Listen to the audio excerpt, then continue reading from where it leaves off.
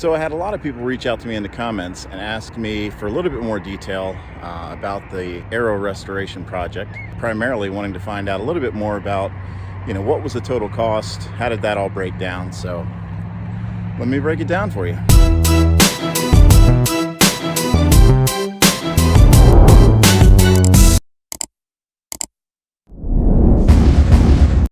So today I'm at the top of Federal Hill in Baltimore, Maryland, which overlooks the harbor here in Baltimore. So as I mentioned, a lot of you have asked me for a follow-up on the Aero project and kind of what the costs were involved, how all that kind of stuff broke down. So I'll walk through those numbers for you, tell you how the cost broke down, what went into the project. So for those of you that are new to the channel, what we're talking about here is the overall cost and all the materials that it took to completely redo the interior of a 1973 Piper Aero 2. If you'd like to watch the videos in detail, you can watch that here. It takes you step by step, start to finish, of everything that was done to completely remove the old and install a new interior in this aircraft and bring it up to date. So I won't go into too much detail about the kind of miscellaneous items, cleaning materials, things like that. As far as the overall cost of this thing, I'll just talk about kind of the big ticket items that were required for it. If you watch the individual videos for each one, I do talk about some of the little specialty tools that I used at different points, especially when it came down to kind of removing all the old stuff from the inside, getting rid of the old residue and that kind of thing, cleaning up the airplane. So feel free to watch all those videos, and that'll give you a good overview of how to go through this process. But what I'm just going to talk about now is what did this thing cost, and what could you expect to spend if you decide to do this yourself versus having someone else do this for you. So I'll start with kind of after the airplane was cleaned out. First thing that went in was soundproofing for the aircraft. And the soundproofing insulation came in two thicknesses. One was 1/4 inch, used primarily on the floors, so you need less of that. And then for the walls and the ceiling, that's 1/2 inch soundproofing insulation. I got this product, like most of the items for the airplane, from Airtex products. There's a link to them in the video description, and they provide pretty much a full kit for you. You can obviously pick and choose things you want to add or not add. The soundproofing is an optional thing, but as far as individual aircraft, they have a template for wall panels, carpet, headliners, and all that for pretty much every general aviation aircraft out there by year. So they do a really nice job with it, and I'm very happy with what I've received from them. So foam soundproofing, the 1/4 inch stuff comes in 18 inch by 54 inch sheets. They're $50 a sheet, and I used almost 4 of them in the aircraft. So 4 is what I started with. I've got just a little bit left over, but it was pretty good estimate on that. So that was $200. And then the 1/2 inch comes in 36 inch by 54 inch sheets as well, or rolls, I guess. And that is $80 per sheet or per roll. So $320. And the next thing that went in the aircraft after the soundproofing was all installed, I believe, was putting in the headliners. I figure start from the top, work your way down. That way you don't make a mess on anything nice that you put in there. So the headliner, that came from Airtex. And for my specific aircraft, that was $136. So probably one of the cheapest pieces of the aircraft was actually just getting that headliner. Now, one of the other things that I decided to do for the airplane, and I went back and forth on it a little bit, was I decided in the end to go ahead and replace all of the side windows in the aircraft. The ones that were in there, actually, they were in good shape. They were the original, I believe, 1/8 of an inch thick windows, and they had, no tint or anything to them. So I decided, since I was kind of doing all this stuff, to go ahead and spring for new windows. Part of that final decision, as you could see in the video, was that I spilled some acetone on one of the windows, and that kind of etched it. So that sealed the deal for me. Decided to put in new side windows for the aircraft.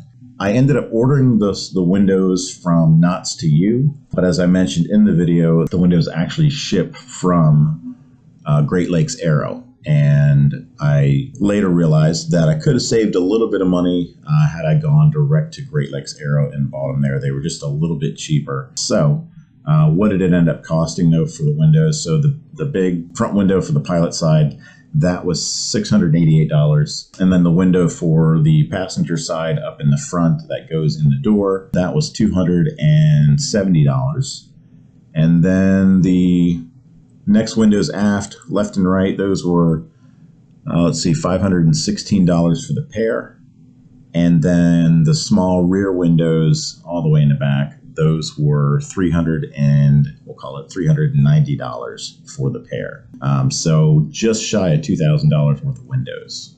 So once the headliner was done, the windows were done, the next thing that I got to work on was installing the carpet for the aircraft. And the carpet for my aircraft was $363. And again, the price varies depending on your specific aircraft, obviously, because that's the amount of carpet. So again, the carpet and the headliner were not very expensive at all compared to some of the other stuff, which coming up next. So the wall panels, those came in at just a little over $1,700 for the wall panels. And another piece of carpet that went into the aircraft actually goes up in the hatch shelf in the back. And it's pre-cut with the edges all sewn up nicely. And that was $72, and that's an optional item, obviously. Another small item that I got for the aircraft was a replacement for the assist handle, which is just something to grab onto for the people in the back seat when they're getting out. That was $28. A new strap for the baggage door where that clips up, that was $18. Could have left the old one on there because no one ever sees that thing anyway, but I figured I'd just get it to match everything else that's on there. For the rear baggage door cover that I made, I ordered an extra yard of upholstery. That was $35. Then there was the big ticket item in the aircraft. It actually is the most expensive item in the aircraft, were the seats. So the seat upholstery, that was just under $2,600 for the aircraft. Now, it would have been about $1,000 less than that if I had decided to go with vinyl, which is what the wall panels are made out of. But I decided to actually go for leather, so it's $1,000 more. So could have saved a little bit of money there, but I just decided that the leather over time was going to hold up better.